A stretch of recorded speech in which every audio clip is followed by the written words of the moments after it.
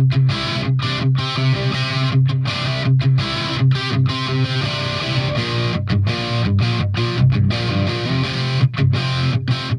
there, Scipio here, and I just wanted to do a quick follow-up on the Pin the Boom video, just because I wanted to show you what it looks like if you have your screw just a little bit too long. I had mentioned when I did my Pin the Boom that I found the smallest screw I could find, and I was wondering if it actually was small enough, or if I needed to do something with that. So basically, what I did is I pulled the tail assembly off the back. And took a look at the torque tube. So I did some full speed testing of the heli, and as you can see on the torque tube here, I've got a little bit of marring from that screw. It's not all the way around.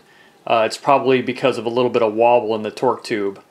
It wasn't present when I was doing my static testing, but once I put it up to full RPMs, I obviously have a little bit of digging in there. So you can tell my screw is just a touch long, and as you can see, it is not very long at all, just a little bit of digging in there.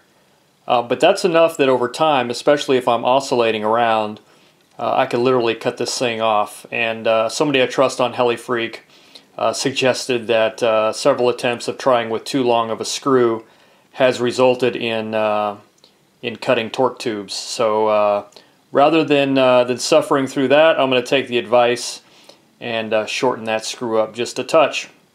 And as you can see here, there's definitely empirical evidence that that my screw is just a touch long. So what I'm going to do is take this screw that I have here, put it in a vise, use a Dremel tool, and just take off the end a little bit.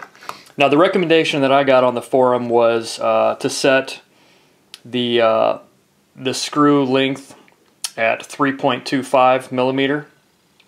And I did some checking, and that seems like a very reasonable length. That basically takes me to cutting to the second thread.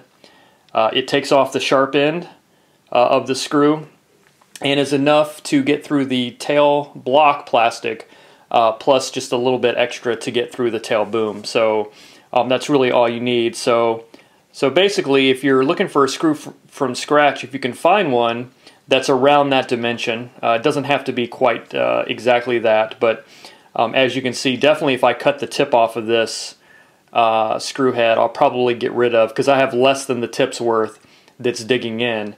So I'm going to go a little bit smaller than that to guarantee I'm not going to have any issues. But if you find a screw that's around that 3¼ millimeter, that's probably a good place to start. Otherwise, do what I'm going to do and just Dremel the end off of it.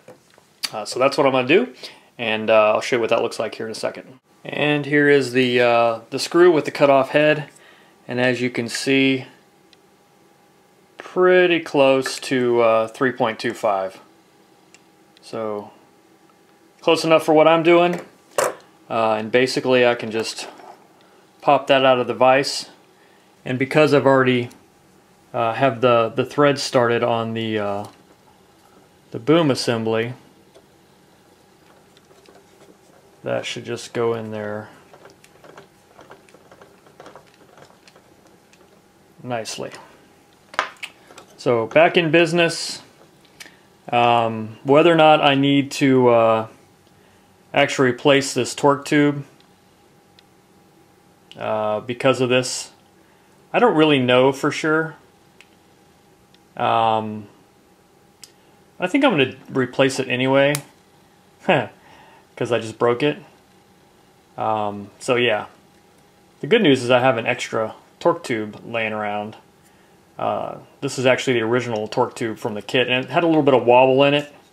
After, I don't know if it was because of the crash, but I had some wobble in it. Anyway, need to replace it. But you can see, if that would have happened mid-flight, of course I wouldn't have had, that kind of pressure on it. But these are things you need to find out on the bench as opposed to having them happen in the air. So anyway, hope you don't mind the quick update, and hope it's helpful for you. I'd rather identify areas that could be improved upon and share them, as opposed to just assuming that everybody else figures it out on their own. So anyway, thanks for watching. Catch you on the next video.